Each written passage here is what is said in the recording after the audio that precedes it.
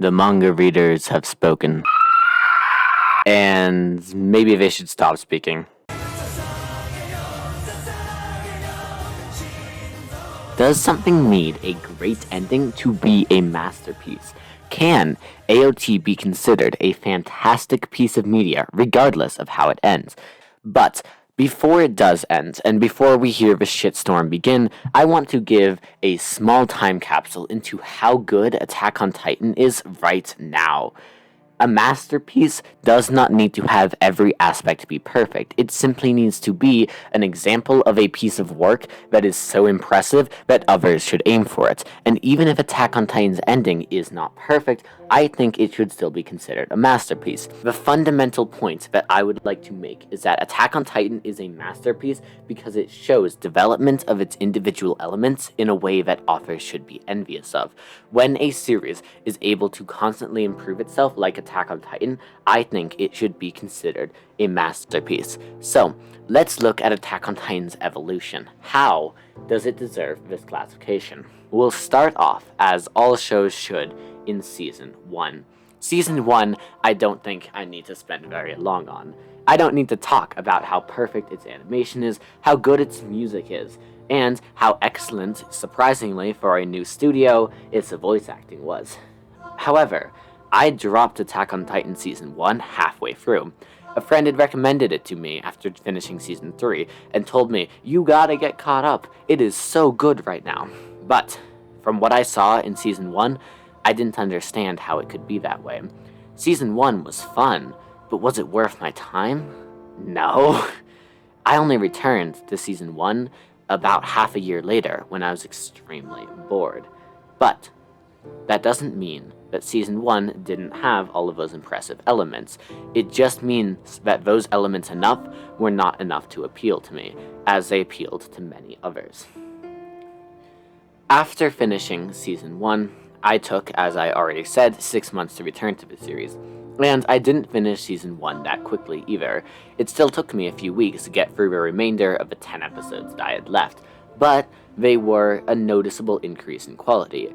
I liked the twist that Annie was revealed as a female Titan. It felt like there was some actual villains being developed that were interesting enough to keep my attention, at least for me to click onto Season 2. I watched the entirety of Season 2 in a single day. Season 1, I did not care about the characters, but Season 2 actually bothered fleshing them out. Reiner, Berthold, Ymir, and Historia take center stage for a long portion of this season, and Eren, Armin, and Mikasa kind of fell into the background, at least until its latter half. It was proof that Isayama knew that a weakness in telling such a grand tale was only having a few characters important ymnugh to matter to the audience. If Attack on Titan was to become the tale that it is today, it had to be compelling beyond 3 simple characters.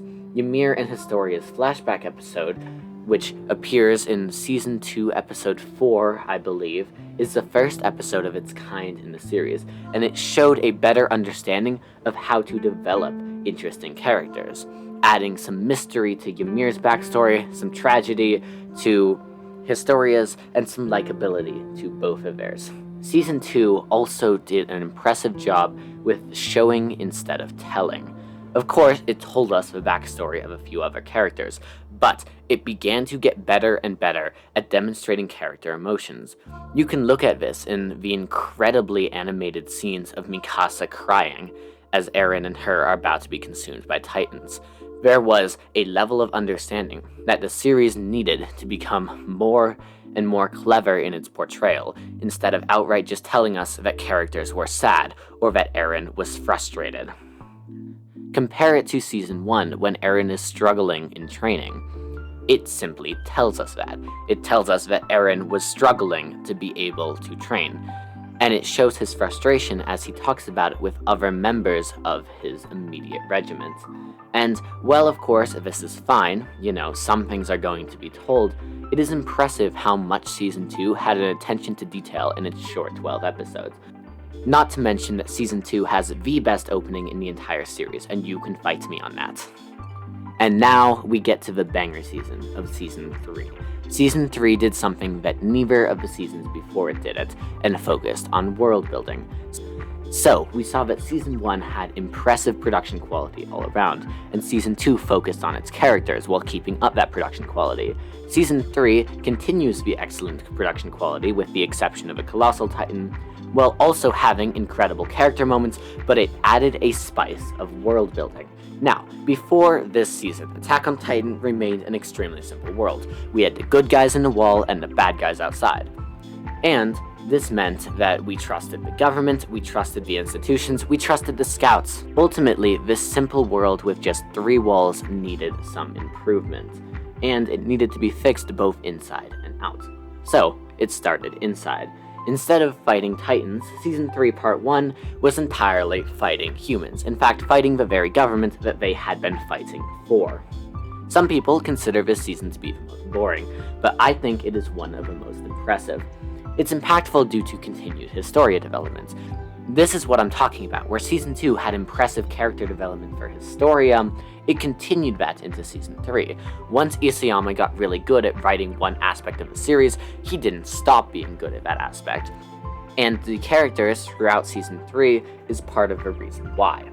Now, Season 3 also gave us great history about the world that we never understood before. I mean, history of the founding Titan is essential and establishes a good mystery for the rest of the season, especially with the vow of renouncing war, which confuses us when we don't understand why you would renounce war with Titans. And finally, with the government no longer being trustworthy, it undermines the earlier feelings of the series. Think about openings like Sasageo. They are so patriotic. Instead, we had to get to a point where the openings were a little bit more somber, where we understood that the world was not quite what it seemed. And then we get to Season 3 Part 2, which did world building on a scale that nothing else had been before. Now, before it does that, it goes back to the incredible action of Season 1 for a while. The fight for Shiganshina is reminiscent of the fight for Trost in Season 1. It also is reminiscent of Season 2, with the impressive character decision of forcing them to choose between Erwin and Armin.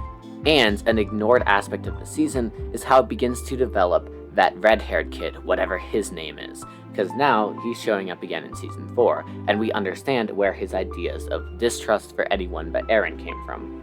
So, we see that Season 3, Part 2, takes the lessons that have been learned from previous seasons and how to make a good season and adds its own spin on it. But the reveal in the basement I needn't to talk about. It added a scale to the world which was incredible. It went from a world that was easily understandable to one with a complex geopolitical history and complicated relations between various nation-states. The level of world-building complexity that is added here allows for an incredible twist, sure, but it also made the series engaging. I also watched Season 3 in a single day. And therefore, I have not spent a lot of time with the series without understanding this extremely interesting world. But if I had been forced to go through many years without an understanding of how interesting the world truly was, I doubt I would have made it. This world-building twist allows for the narrative to be redefined in ways that make us question everything, and it in hindsight makes the previous seasons better. Lastly, Season 4 has shown an improvement in conflict. I don't need to talk about how complex the fights that are happening right now are. There are legitimate arguments for both Eren's side and for Marley's side, and it has divided the fanbase in the good way.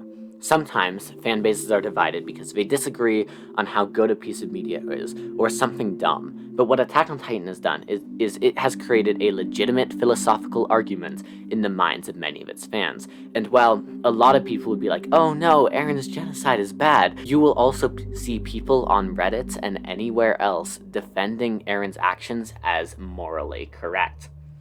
This sort of development is what makes Attack on Titan an absolute masterpiece. It has slowly built itself into the story that it is today. Some stories are perfection from the onset and don't stop being perfection until the end, but Attack on Titan never was that. The story of Attack on Titan's production is a story of how to improve your narrative over time. Take aspects that you like about previous seasons or previous books and keep writing them as well as you can, but also look for areas in which your narrative is lacking and improve those. Who is to say exactly how much Isayama had planned out from the beginning? The Season 3 Part 2 twist almost certainly had to be, but so much else that has occurred since then is clearly the result of him simply understanding, oh, there is a deficiency in my narrative, and I need to improve it. So, does it matter how Attack on Titan ends? I think not. Attack on Titan may end with a horrible ending, or it may end with a masterclass one, but whatever it may be, this simple story of improvement is enough to make it feel like a masterpiece, at least to me.